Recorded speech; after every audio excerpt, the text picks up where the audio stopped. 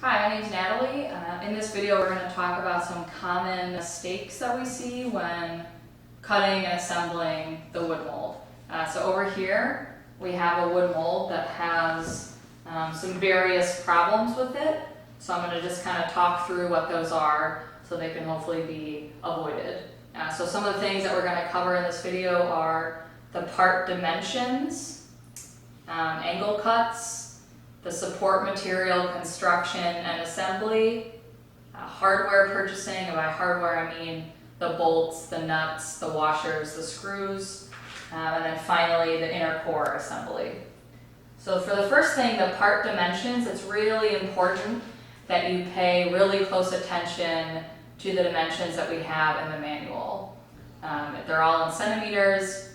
It's important that you start out with the right size piece of plywood because that can change the dimensions of every single piece that you cut if that's wrong. So the first thing that's sort of obviously wrong with this mold is that the thickness of the plywood is not correct. So a standard sheet of plywood should be 3/4 of an inch thick. This is only a 1/2 inch thick. And the reason why that's important is that it will change some of the dimensions of your filter if your plywood is not 3/4 of an inch thick. If it's a little bit, like a couple millimeters off or something, that's okay. But to have, a 1/4 of an inch difference is not good. So that's the first thing. And I'm not going to go through every single one of these, the dimensions, but right. So part A, this is too small. So in the manual, part A should be 73.3 by 34.2. This one is 64.4 by 28.25. So it's much too small. And the rest of these outer shell pieces are too thin and too short as well. Again, a couple millimeters either way is okay, but if you're a couple centimeters off, that could have a pretty big impact on your filter. This dagger board, this is part P. So it's okay, you can see that it has draft, right? So it's thicker up here and it gets smaller at the bottom. There's nothing wrong with having draft, and if you have a lot of trouble getting your inner core or the dagger board out of the inner core during demolding, it's fine to have draft, but this is too much. So the widest part of this is 16.5 centimeters, which is about what we say in the manual. But it's drafted all the way down to 14.9, so that's a little bit too severe. And then finally, here the base, so the X's and the W's, which are these pieces, those are supposed to be 3.7 centimeters wide. These ones are only 1.9.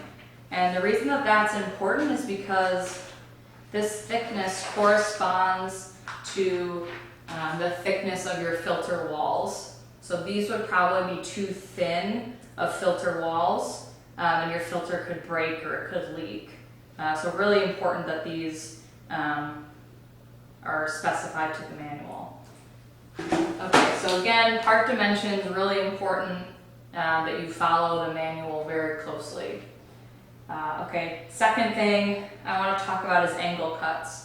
So we have a lot of angle cuts in the manual, and we denote them in two ways. So all important steps in the manual we denote with an exclamation mark enclosed in a circle.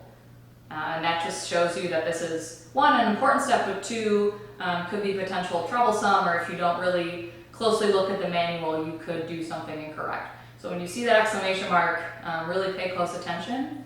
And also for all the angle cuts, it's in red font, just to really make it stand out. So the angle cuts are mostly on the inner core pieces.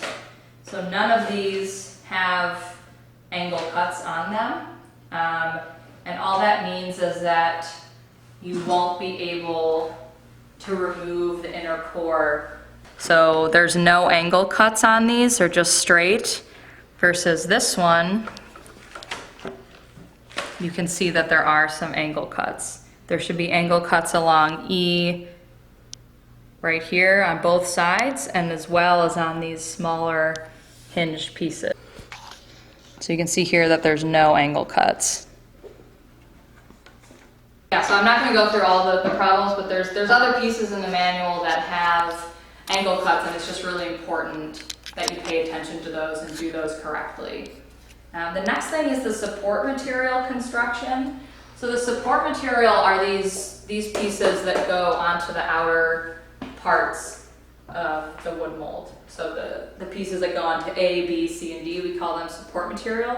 There's 3 different sizes. There's SMA, which are the longest, SMB, which is the middle, and then SMC, which is the smallest. So in the manual, we say that you should get 2x2s for these.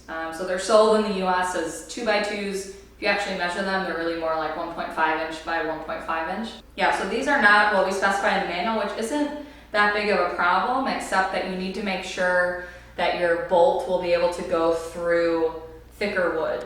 So because this is bigger than, 1.5 inches, you need to make sure that your bolts are long enough so that when you're lining them up, it can go through this longer piece of wood. So if you have these really short bolts, right, I put it through here, and this isn't even lined up correctly, but you can see that it's like not long enough. It should be coming out past this one. It's not long enough. So that could be a problem if you're using these support pieces that are extra thick. You just need to make sure that you get bolts that are big enough. So what is a problem though, is that here in the manual, on part C and part D, the support pieces should be up here. So they should be like this, right? So this is correct, how they're flush to the top. Here they're not either flush on the top or on the bottom. They also aren't really that even. Right, this one, it looks like whoever was cutting this, they didn't plan out their cuts ahead of time. So in the manual we say that you make 8 SMA pieces, which are, I think, 46 centimeters long. Then you make 4 SMB pieces, which are 40 centimeters long, and 4 SMC pieces, which are 35 centimeters long. So in the United States, we usually sell 2x2s in 8-foot long pieces. So you would need 4 of those 8-foot long pieces. You should plan out all of your cuts ahead of time so that you know you're gonna have enough support material. If you just start cutting without planning them out, then you could end up with something like this, where you have to put like one piece on top of another one. And one, it doesn't look good, and 2, it just makes it much harder when you're drilling the holes for the bolts to actually try and figure it out. Okay, so that's for the support material. Just really make sure that you're planning ahead and paying attention to the dimensions in the manual. So finally, the last thing is the inner core. So the inner core is really important to the mold.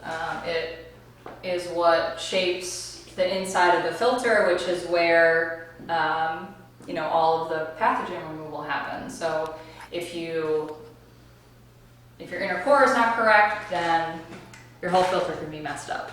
So a couple things on this one. One, like I said before, the angle cuts are not there. So already you're not going to be able to remove this inner core from the mold, from the concrete. The other thing is these hinges, right? So there should not be any space in here, because what will happen is that once you start filling it with concrete's going to come right through these holes, and it's going to dry on the inside, and it's going to be nearly impossible to get this piece out.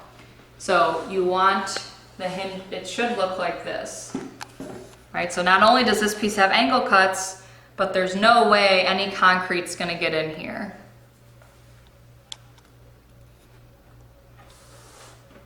Okay, so the next piece of the inner core. So I have part L here, part N, and then the two Y. So this piece is actually constructed wrong.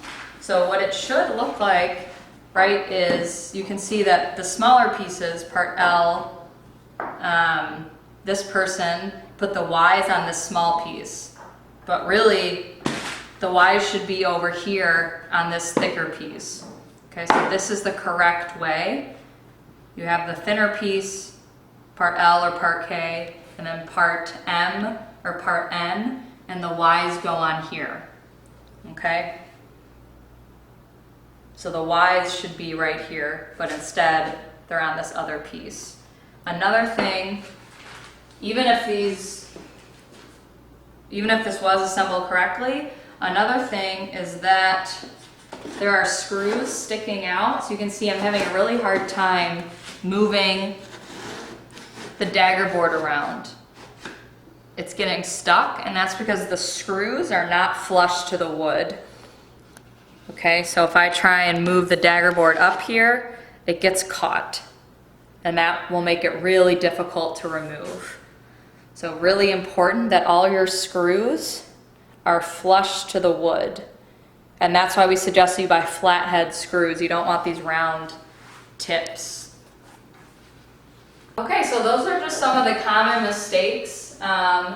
Again, part dimensions are really, really critical. Make sure that you follow the manual really closely.